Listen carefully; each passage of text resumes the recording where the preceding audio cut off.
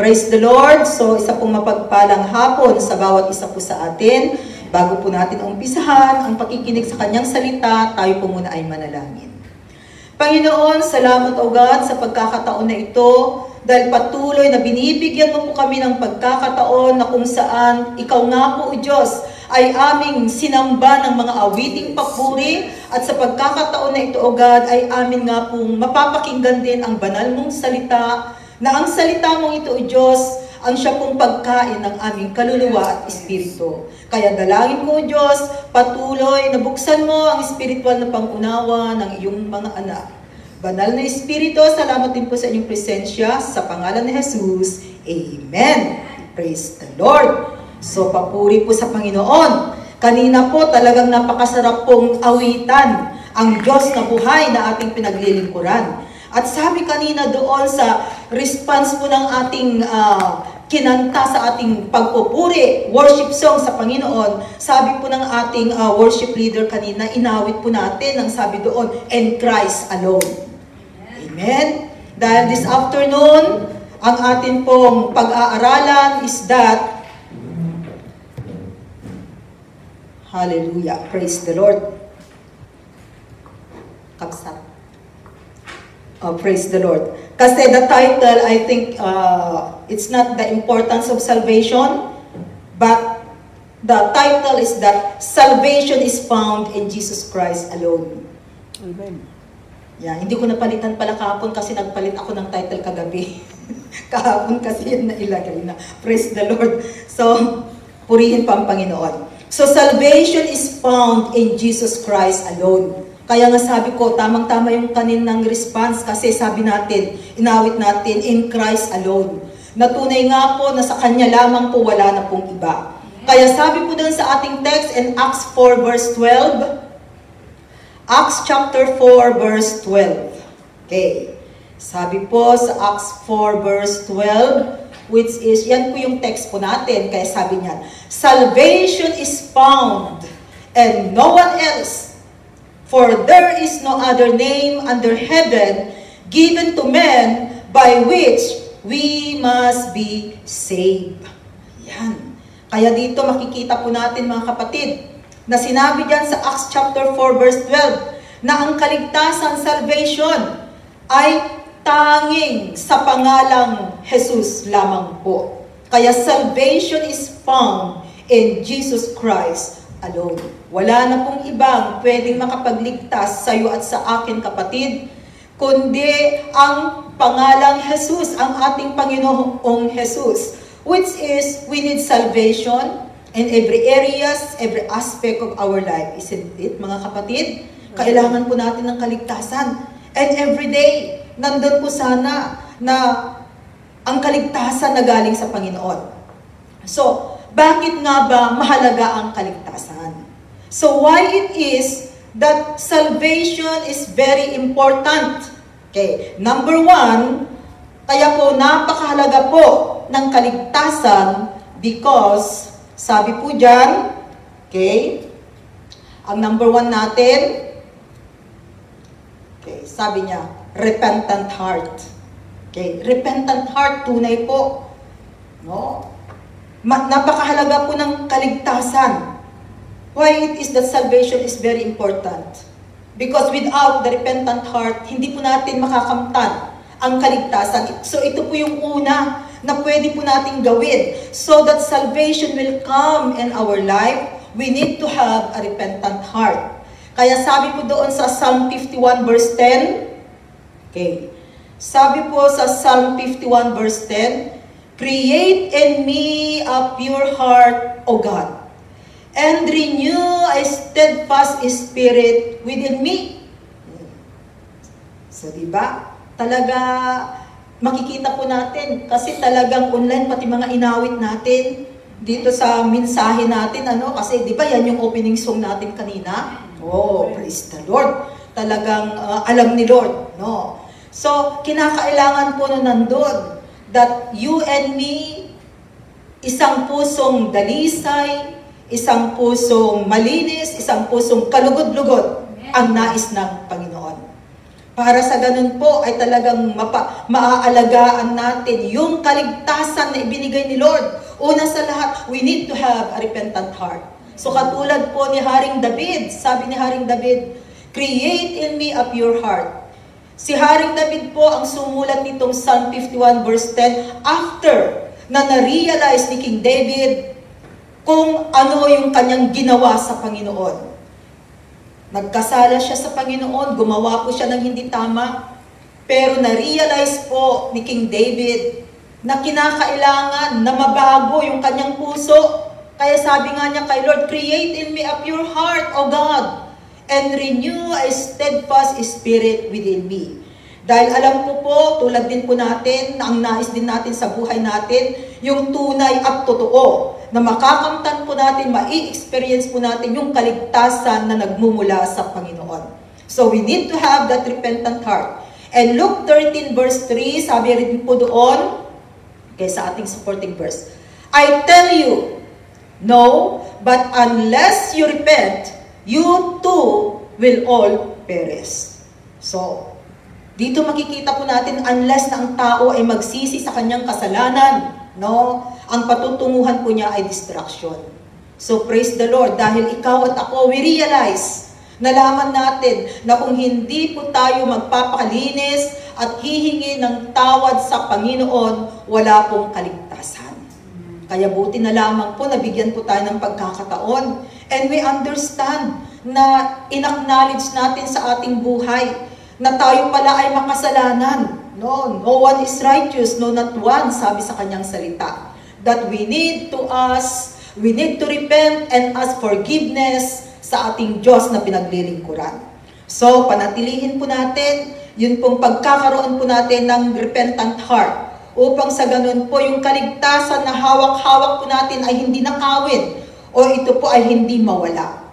Okay, so, number 2 po natin is that, no? Ang number 2, bakit po napakahalaga po ng kaligtasan? At ano daw po yung mga pwede nating gawin para yung kaligtasan na nasa atin po ay hindi mawala at patuloy na ito ay panghahawakan natin. So, number 2 po is that love the Lord with all your heart, with all your soul, and with all your mind. O, tingnan ninyo. Diba, ito na naman kanina yung ating regular offering na kinanta, no? In-exhort din ng ating MC kanina. So, makikita natin na tunay po. Dahil ito po ang nais ng Panginoon. Na love the Lord with all your heart. Buong puso po na mamahalin natin ang Panginoon.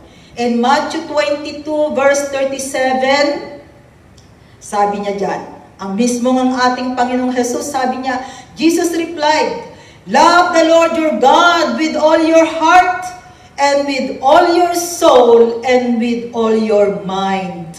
Buong buo, sabi diyan, na mahalin natin ang Diyos.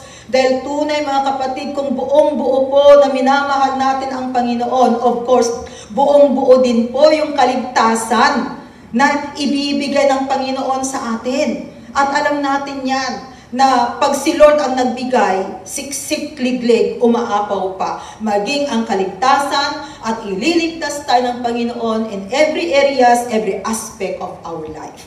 Okay. And Mark 10, verses 17 to 27. Okay, medyo mahaba-haba to. Basahin natin. Sabi ng Panginoon, as Jesus started on his way, a man ran up to him and fell on his knees before him. Good teacher, he asked, what must I do to inherit eternal life? Ay, ang ganda ng kanyang tanong. Ano daw ba yung pwedeng gawin para makamtan niya ang buhay na walang hanggan? So sabi po ng Panginoon, verse 18, ay still pa rin, nasabi niya, sabi ni Lord, why do you call me good? Bakit mo sinasabing mabuti ako? Jesus answered, no one is good except God alone. Parang sinubukan din siya, ano? Because Jesus, we believe that He is God. And then sabi niya, you know the commandments? Do not murder, do not commit adultery, do not steal, do not give false testimony, do not defraud, honor your father and mother. Verse 20, teacher, he declared, Sabi po niya, all this I have kept since I was a boy. Ay, ang bait-bait pala ng taong ito. Ano, buti pa siya. Mula pagkabata, talagang sinusunod daw niya yung commandment ng Panginoon. And then sabi ni Lord in verse 21, Jesus looked at him and loved him. One thing you lack. Isang bagay ang kulang sa'yo, sabi ng Panginoon. Go, sell everything you have, and give to the poor, and you will have treasure in heaven. Mabigat, lalo na pag mayaman, di ba? Pero kung tunay na mahal natin ang Diyos with all our heart, with all our mind, with all our soul, no? Ang tinitingnan po ni Lord, willing ba tayong mag-obey o hindi? Kasi alam ni Lord ang pangangailangan natin. Alam ni Lord na ang rich man na ito, no, parang testing ba sa kanya? Because paano mabubuhay itong rich man na ito kung wala naman siyang gagamitin, isn't it? Kung nandun sana na yung lubusan niyang pagtitiwala sa Panginoon na kung sinabi sana ng lalaking ito, di bali, siya naman yung Diyos. Alam niya yung pangangailangan ko. Kung susunod ako sa Kanya, ang pangako niya. Pag nag-uubi ako, pagpapalain niya ako. Di ba? Pero hindi. Kasi kung titingnan natin, parang ito na yung nakita ng lalaking ito. Paano na lang magiging buhay ko? Kung ipagbibili ko lahat, no? At ibibigay ko sa mahihirap. Nakalimutan niya na ang sabi ni Lord, no? You will have treasure in heaven. If you have treasure in heaven, no? Kung atin pong titingnan, kasali na yan eh. Bali, ang sinasabi ni Lord, package na bibigyan ko niya tayo ng pagpapala. And then sabi niya, then come, follow me. Yun ang sabi ni Lord, then come, follow me. We know na ang sumusunod sa ating Panginoong Jesus, ang kaagapay po, ang kakambal ay pagpapala. Isn't it? So kung ating titingnan, parang kulang ng faith itong lalaking ito, itong mayamang lalaking ito, kulang siya ng pagtitiwala sa Diyos. Hindi ba niya nakita yung nais ng Panginoon? No? Kundi ang nakita lamang po niya ay yung parang nakikita lamang niya sa kanyang mga mata. There's something na hindi niya nakita. Kaya sabi diyan sa next verse, 22, at this, the man's face fell. Ay, talagang nalungkot.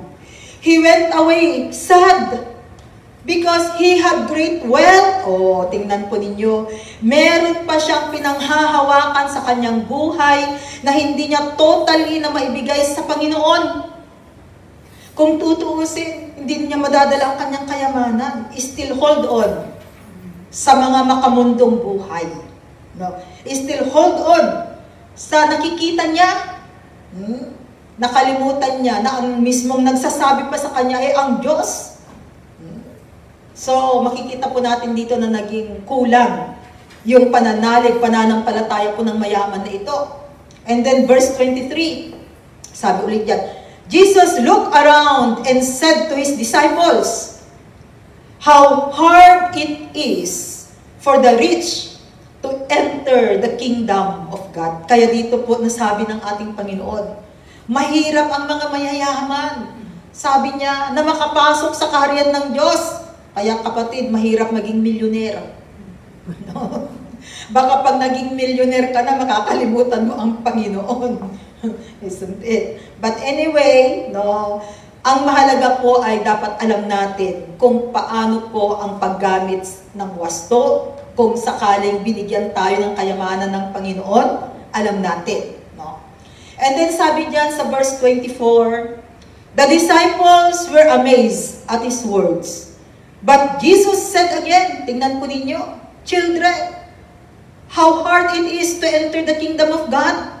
Mahirap daw ang pumasok sa kaharian ng Diyos. Verse 25. It is easier, kaya nabanggit po ng Panginoon, it is easier for a camel to go through the eye of a needle than for a rich man to enter the kingdom of God. Imagine that. Camel, napakalaki niya. Napakaliit yung butas po ng karayom. Pero sabi ng Panginoon, mas madali pa daw na pumasok po yung camel doon sa butas ng karayom than a rich man. And then sabi niya sa verse 26, the disciples were even more amazed. Pati mga disipulo. Kaya no wonder, no? Mga disipulo rin ngayon ng Panginoon, still pa rin, no? Parang minsan may doubt, yan. Meron siyang katanungan, no? And then sabi, and said to each other, who then can be saved? O, yan na naman ang tanong nila, itong mga disciples. Kasi yung rich man kanina, sabi niya, ano ba yung pwedeng gawin para makapasok sa kaharian? Diba? Sinagot ng Panginoon. And then itong mga disciple, na-amaze sila sa mga isinagot ng Panginoon. So sabi, who then can be saved? Verse 27, Jesus looked at them and said, with man this is impossible, but not with God. All things are possible with God. Amen. Talaga ang nais ni Lord talaga, yung faith, yung pananalig natin, ay lumago, at hindi lamang po lumalago, kundi ang faith po natin, we need to put it in action. Dahil tunay po, no, na kung wala tayong faith, wala tayong pananampalataya, hindi po tayo makakapasok sa kaharian ng Panginoon. Kaya no wonder, ito ang isinagot ni Lord, matalinghaga, na kung tutuusin po natin talagang malalim. Hindi basta-basta kayang maunawaan, pag simpleng kaisipan lamang na walang wisdom na galing sa Panginoon. Kung walang Espiritu ng Diyos sa isang tao, hindi niya mauunawaan. Kundi nandun pa rin na literal ang kanyang pangunawa. But for those na nakakaunawa, those na binigyan na ng Panginoon ng pagkakataon, no, nauunawaan natin ngayon. Although, marami pa rin po yung hindi masyado, pero ang maganda po rito, sinisimulan natin at inumpisahan natin. At habang tayo po ay nananatili sa ating Panginoon, marami pa po siyang gagawin at ihahayag sa buhay natin. Minsan maa-amaze din tayo sa ginagawa ng Panginoon, isn't it? And every day in our life, tunay po, may itinuturo ang Panginoon. Pag nakuha po natin yon, yung points ng Panginoon, at nakita natin, ay ganun pala, ia-apply natin sa buhay natin, makikita po natin na tunay na tayo po ay lumalago sa ating pananampalataya sa Panginoon. Okay. Tapos na, verse 27. Okay, number 3 po. Bakit sabi natin kanina, napakahalaga ng kaligtasan? At ano po ba yung mga dapat nating gawin upang ang kaligtasan na ito na nahanap natin kay Kristo ay mananatili? Number 3 is that obedience to all the commandments of the Lord. Ayan, nauulit-ulit. Parang ibang version lamang ang nangyari. Obedience to all the commandments of the Lord. In Matthew 28 verse 19, kaya ano po ba yung commandment ni Lord na napakahalaga rin pala, no? Sabi niya diyan sa Matthew 28 verse 19, therefore go and make disciples of all nations, baptizing them in the name of the Father and of the Son and of the Holy Spirit. So this is one way na kinakailangang mag-obey po tayo sa command ng Panginoon, because souls are very precious in the sight of God. Napakahalaga po ng kaluluwa sa mata ng Panginoon. Diba? Pag nawala nga yung isang tupa, hahanapin niya. Mawala nga isang coins, the parable of the coins, isang hahanapin ng Panginoon. At tuwang-tuwa siya pag ito ay kanyang nahanap. So, makikita po natin dito na ito yung command ni Lord. No? To go and make disciples. No? Declaring the Word of God, sharing the Word of God, mag-evangelize po tayo. Mag-akay tayo ng kaluluwa para sa Panginoon. And this is one of the commandment of God. So, hindi lamang pala yung mga commandments, yung kinakailangan na gawin natin, na palagi nating pinapag-aralan, no? This command of God na refer to soul winning ay napakahalaga. Kaya, kinakailangan mag-obey tayo. And then sabi din dyan sa 1 John 2 verses 5 to 6, sabi niya ulit, "But if anyone obeys His word, God's love is truly made complete in Him. This is how we know we are in Him." Dito natin malalaman na tayo nga ay tunay na kay Kristo. Sa paanong way? Verse 6, sabi niya, "Whoever claims to live in Him must walk as Jesus did." Kaya talagang, ang buhay natin sa mundong ito, Jesus is our example.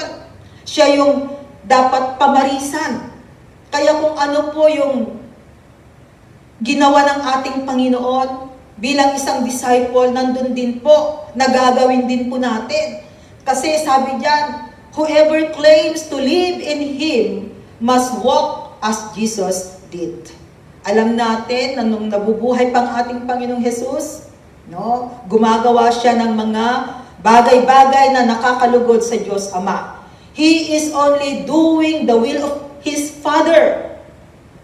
Ganun din po sana tayo. It's the will of God. Ang nandun na po na nangunguna sa buhay natin. No, hindi po yung self-will natin. Kaya nga minsan may tag-ubuar. Kasi gusto nating gawin yung nais natin.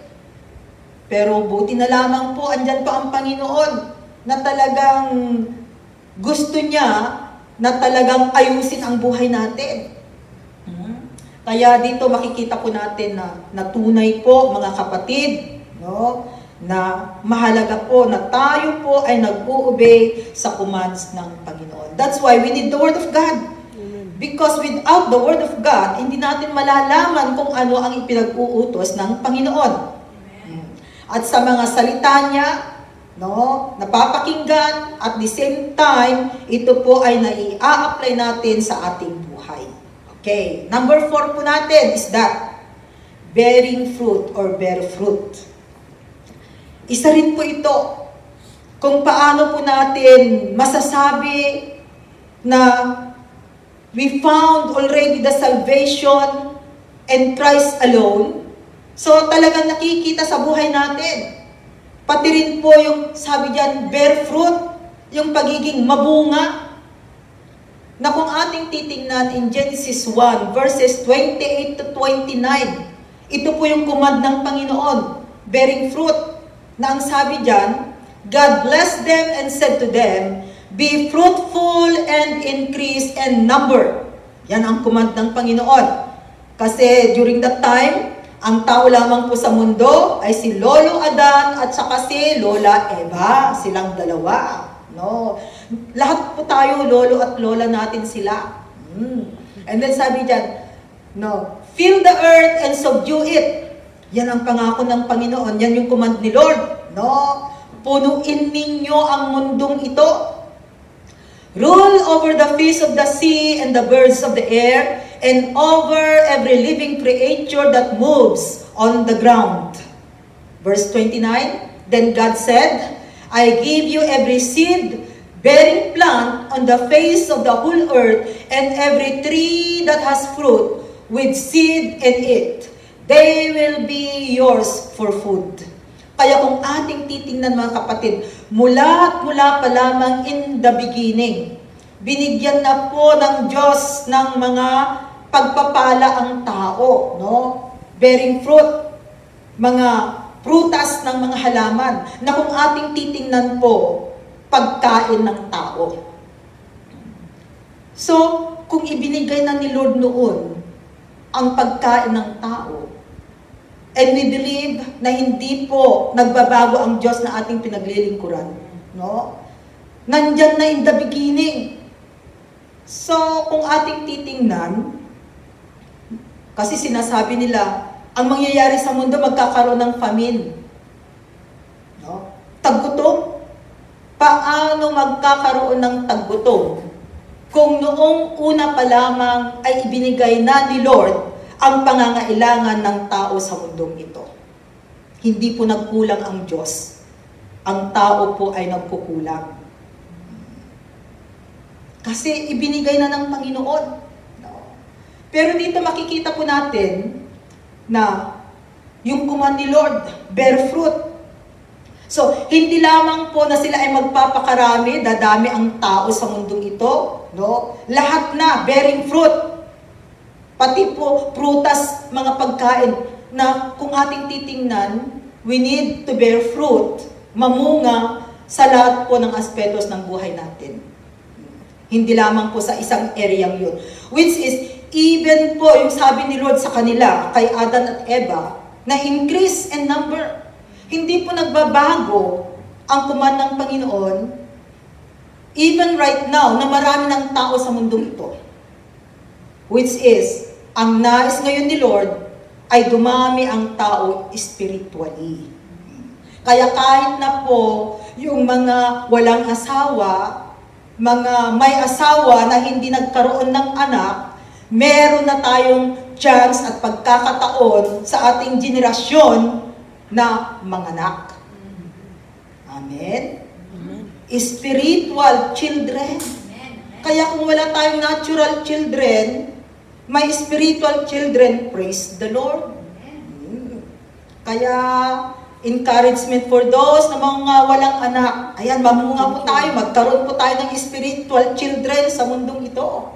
Kasi, ito na po yung hanap ng Panginoon right now. Kasi tingnan ninyo, marami ng mga anak, no? Kaso ang problema, konti lamang po ang spiritual children. Kulang. Kaya yun ang nais ng Panginoon ngayon. Na ang mga tao, kaya disim pa rin. Na ang sabi ni Lord, fill this earth. Increase in number. Spiritually speaking, sinasabi ni Lord, no, mga magiging anak ng Diyos. So, praise God. And John 15 verse 6. Yan. Tingnan ulit natin, sabi diyan. Sabi ng ating Panginoong Jesus, I am the true vine, and my Father is the gardener. Because we know na ang first occupation in this earth ay farmer. Kasi si God, gardener po siya. Yan my Father is the gardener, sabi po niya, I am the true vine. Verse 2, He cuts off every branch in me that bears no fruit, while every branch that does bear fruit, He prunes, so that it will be even more fruitful. Alam po natin na ang pruning po ay hindi po siya maganda, hindi po madali, hindi po siya mabuti, kundi ang pruning, nasasaktan tayo, nabibigatan tayo, may testing, may trials, may mga nangyayari sa buhay pag pruning. Pero tingnan po ninyo, meron palang ibubungang maganda pag pruning time. Bakit? So that you and me will become more fruitful. Yan. Kasi kinakailangan tanggalin ang mga dapat tanggalin, isn't it? Yan ang nais ng Panginoon. Okay, verse 3. And then sabi niya, you are already clean because of the word I have spoken to you. So praise the Lord for the word of God na palagi po nating napapakinggan, tunay. Ito po ang nanglilinis sa atin. No? Kaya nga po, nababago ang buhay because of the word of God. Verse 4, sabi ulit niya, remain in me. Kaya ito po yung dapat gawin. Remain in me and I will remain in you. No branch can bear fruit by itself. It must remain in the vine. Neither can you bear fruit unless you remain in me. Kaya kapatid, tayo po ay mga sanga na kinakailangang patuloy at mamalagi sa puno upang sa ganun po ay makakapagbunga po ang bawat isa sa atin. Dahil ang putol na sanga ay kahit kailan ay hindi po siya mamumunga dahil siya po ay matutuyo at gagamiting panggatong lamang. Verse 5, sabi niya ulit, I am the vine, you are the branches. If a man remains in me and I in him, he will bear much fruit. Apart from me, you can do nothing. So, sa pamamagitan po ng pananatili sa Panginoon. No, wag po nating iiwanan si God dahil hindi siya nang iiwan, tao lamang po. At sabi niya diyan, He will bear much fruit. The more pa po na tayo ay mamumunga. 'Di ba? Napakasarap isipin, 'di ba? Ang ganda-gandang tingnan yung isang puno ng mangga na punong-puno ng bunga, hitik na hitik sa bunga. Pero hindi ba ninyo napapansin, pag maraming bunga, pag may dumadaan, ay, maraming pasaway, isn't it? Kukuha ng bato, ayan, babatuhin yung bunga. Normal lang pala. Kasi in natural, ganun ang ginagawa nila sa bunga. Kaya kung may bumabato, okay lang yan. Walang problema. Dahil we can overcome because we know and we know that we have Christ in our life. No, may kaligtasan sa Kanya. So, apart from me, sabi ni Lord, you can do nothing. So, wala po tayong magagawa pag walang Jesus sa ating buhay. There are reasons why Christians do not experience prosperity or bearing fruit. No? Meron pong rason. Okay? Ano yung mga rason? I think nakalagay dyan. Ayan. Reasons why Christians do not experience prosperity. Ang mga reasons po o rason is that because of doubt. Yan. May doubt. Doubt is the opposite of faith. No? Doubt din doon. Pagdadalawang isip. O, faithlessness. Magkakapatid ang mga yan. No, faithlessness. Kulang. Walang pananampalataya. Ang kanyang pananalig ay to see is to believe. Yan. To see is to believe. Another is disobedience. Kaya pag nagdi-disobey po tayo, no, alam natin na sabi ni Lord, if you obey, blessing will come. If you disobey, alam po natin kung ano po yung magiging result ng disobedience. Kaya naniniwala po ako na in spite of everything, pag nandun po yung puso natin, yung buhay natin na nais nating mag-obey at talagang ginagawa po natin yung best natin para mag-obey ang Panginoon, no? May pagpapala pong darating. May pagpapalang darating. So as you obey, blessing will come. As you obey, blessing will come. Pero pag nagdi-disobey po tayo, ay hindi po maging pagpapala, no? Baka ang makamtan natin, no, palo ng Panginoon, hindi pagpapala. Another po na reason is that complacency in serving the Lord. Complacent. Yun bang, basta lang pumasok ng church, okay na. No? Kahit na pwede naman sana siyang gamitin. Pero wala lang, para sa kanya, kontento na siya na pumapasok ng church, umuupo, hanggang doon lang. So, hindi po dapat yun. Kasi pag ganun po yung ginagawa natin, kapatid, hindi ka mamumunga sa iyong buhay. Walang bunga na makikita ang Panginoon. Kaya, what we need to do is that, tunay nga, kung sinasabi natin na tayo ay may pananampalataya, ipakita natin ngayon na tunay na mayroon tayong pananalig at pananampalataya sa Panginoon. Okay. Number 5. Number 5 po natin, no? Para po yung kaligtasan na nahanap natin kay Lord, ito po ay hindi mawawala. We need to have self-denial. Self-denial. Mark 10 verses 29 to 30. Ang sabi diyan, I tell you the truth, Jesus replied. No one who has left home or brothers or sisters or mother or father or children or fields for me in the gospel, next verse, will fail to receive 100 times as much in this present age. Homes, brothers, sisters, mothers, children, and fields, and with them persecutions, and in the age to come, eternal life.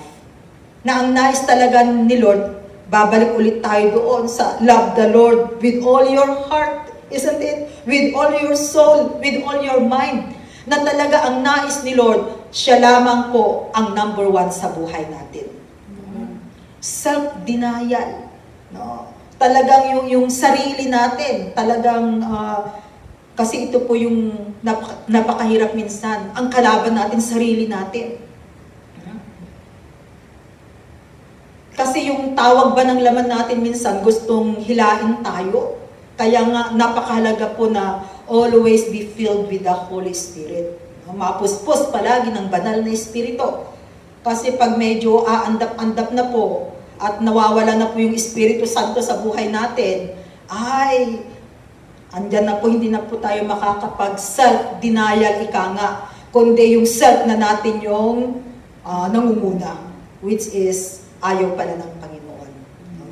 So, patuloy pa rin po na magpakumbaga po tayo. Let the will of God, not our own will. And Hebrews 11 verse 25, sabi doon, Hebrews 11 verse 25. He chose to be mistreated along with the people of God rather than to enjoy the pleasures of sin for a short time. Kwento po ito ni Moses. No?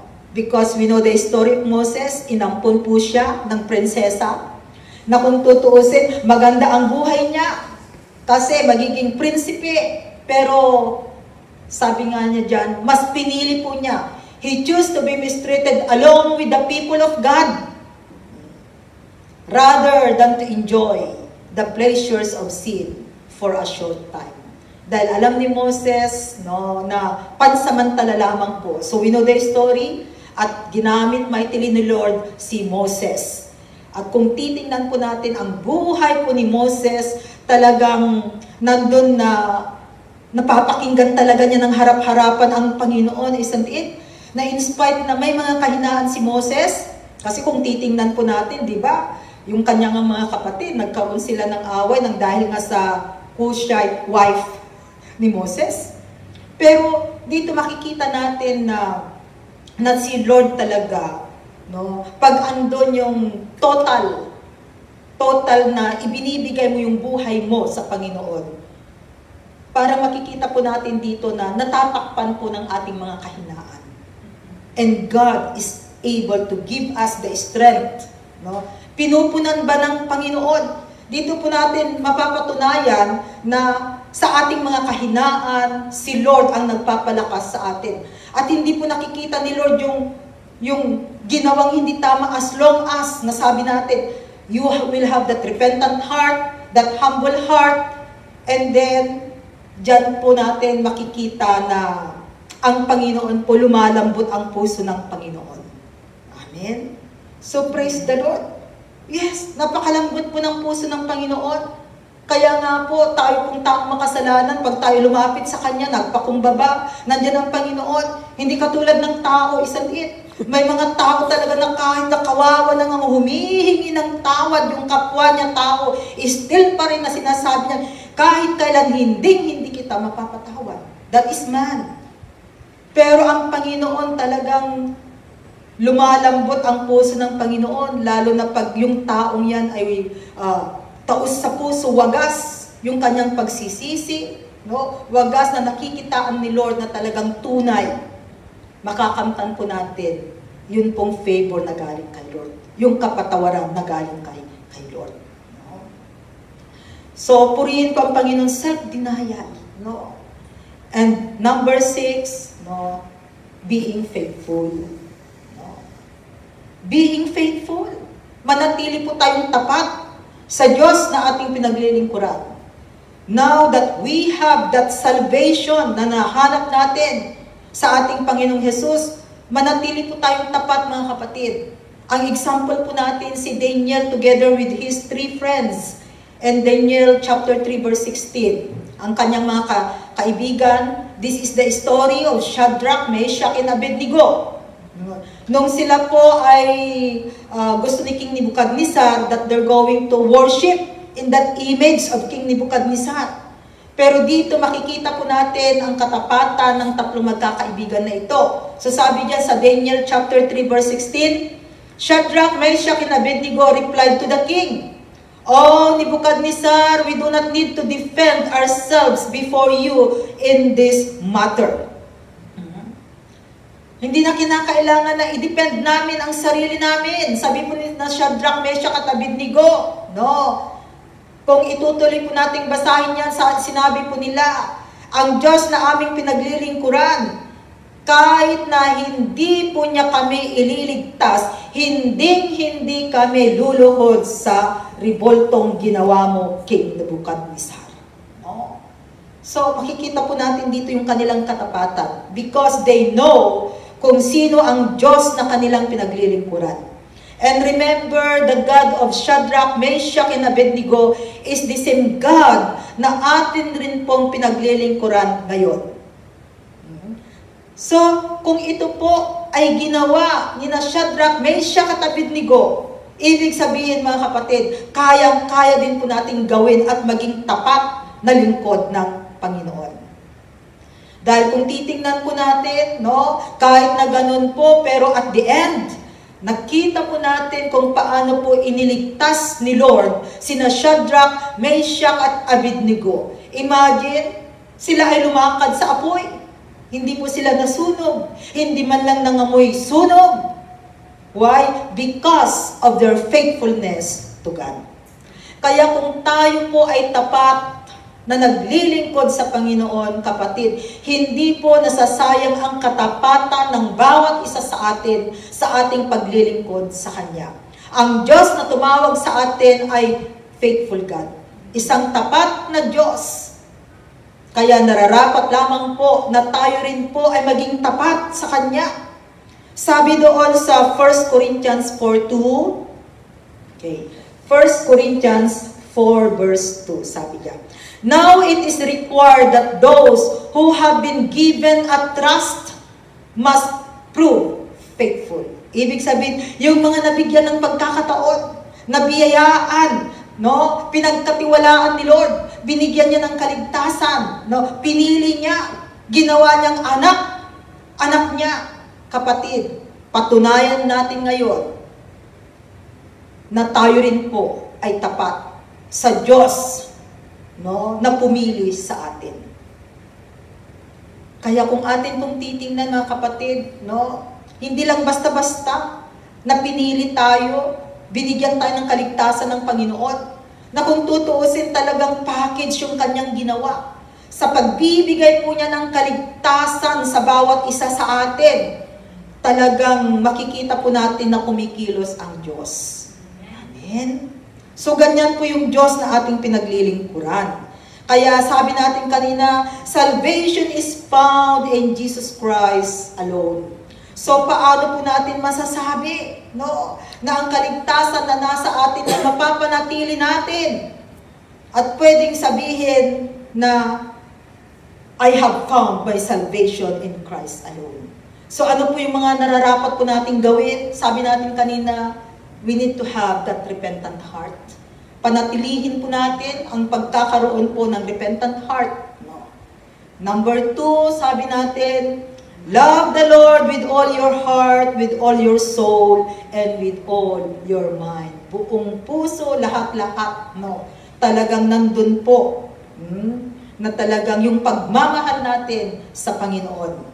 Number 3, sabi natin, obedience to all the commandments of the Lord. Kaya sa mga salita na ating napapakinggan, andun po yung pag-o-obey natin. And one way na tayo nag-o-obey, we need also to usher souls in the kingdom of God. Kaparti po yan, mga kapatid, because it is the command of God. Another, yung tayo ay maging mabunga. No? At paano tayo magiging mabunga? We need to be always attached in the vine. Palagi pong nakakapit sa puno. Kaya, wag na wag po nating iiwanan ang Diyos sa buhay natin. Kasi hindi siya nang iiwan. Nandyan palagi ang Panginoon. And then, sabi natin, self-denial. So, yung sarili, it's no longer I. But it's God. It's the will of God. Hayaan po natin na siya na po, yung kagustuhan ng Panginoon, ang siya pong sundin natin sa ating buhay. And the last one, sabi natin, being faithful. Manatili po tayong tapat sa Panginoon. Dahil tapat ang Diyos na tumawag sa bawat isa sa atin. Because we have now found the salvation in Jesus Christ alone. So, magtatapos po tayo dito sa verse na ito as our conclusion. Philippians 2, verses 13 to 14. No? Na ang sabi po dyan sa Philippians 2, verses 13 to 14, "For it is God who works in you to will and to act according to His good purpose." Tunay mga kapatid, no? Kabutihan, may plano ang Panginoon sa buhay ng bawat isa sa atin. So hindi lang pala tayo basta-basta tinawag ni Lord. Meron siyang purpose, kapatid. Kung bakit ikaw at ako pinili ng Panginoon, ikaw at ako ay tinawag ng Diyos. No? Kaya sabi niya ulit doon sa verse 14, no? Maganda ito, sabi niya, "Do everything without complaining or arguing." That is part, no, sa patuloy po na ating paglilingkod sa Panginoon. Kasi, no, we are still in this world na minsan talaga yung sinful flesh natin, no, ay nandyan, no, bigla na lamang hindi mo namamalayan, nandyan na naman, no, lalo na pag medyo nagiging pasaway na tayo, God will remind us, no, kung ano tayo noon. So, praise the Lord. So, sabi po dyan, do everything without complaining or arguing. So, mga pinagkatiwala po ng Diyos sa bawat isa po sa atin, what we need to do is just do our best. Kasi hahatulan po tayo ng Panginoon sa mga bagay na ibinigay po niya sa atin. Kaya yung mga bagay na ibinigay po niya sa atin, ay doon dapat tayo mag-excel. No? Kasi yun yung ibinigay ni Lord sa atin. Doon niya tayo pinagkatiwalaan. So, doon po tayo manatili, doon po tayo magpagamit, no? At nandun po na patuloy po tayong magpasalamat sa Panginoon. Dahil ang tumawag po sa atin, alam niya ang the best for you and for me. Alam yan ng Panginoon. Kaya purihin po ang Panginoon dahil tunay po na makapangyarihang siyang Diyos na patuloy na kumikilos sa buhay po ng bawat isa sa atin. So now that we have that salvation, no, nahanap na po natin ang kaligtasan na yan at hawak-hawak na po ng bawat isa ang kaligtasan na ito na tanging si Jesus lamang po ang siyang pwedeng magbigay. Kaya kapatid, wala po tayong dapat ipangamba sa mundong ito because God is able to save us. Ililigtas po tayo ng Panginoon at kahit na anuman po yung mga nangyayari sa buhay natin, makikita po natin yung kamay ng Panginoon na patuloy na kumikilos sa buhay po ng bawat isa sa atin. Amen? Panginoon, maraming salamat o Diyos. Dahil tunay nga po na sa iyo lamang makakamtan ang kaligtasan. Kaya, Panginoon, salamat Lord. Naniniwala po kami, Panginoon, na ililigtas mo po kami, O God, sa lahat po ng areas, aspect of our life, Lord. Na hindi mo po kami pababayaan, Panginoon. Kaya tulungan mo po kami, O God, na ang bawat isa, O God, ay mananatiling tapat sa amin nga pong paglilingkod sa iyo. Sa aming kahinaan, Panginoon, palakasin mo po kami, O God. At alam po namin, O God, na hindi mo po kami pababayaan, Lord. Kaya panghahawakan po namin, Panginoon, ang iyong pangako, Lord God, na hindi mo po kami iiwanan. Panginoon, salamat, O God, dahil tunay, ikaw ang Diyos na makapangyarihan, ikaw ang Diyos na aming pinaglilingkuran, at sa iyo lamang, Panginoon, makakamtan ang tunay na kaligtasan. Salamat, O Lord God, at ibinabalik ko po sa iyo ang mataas na papuri sa pangalan ni Jesus. Amen. Balik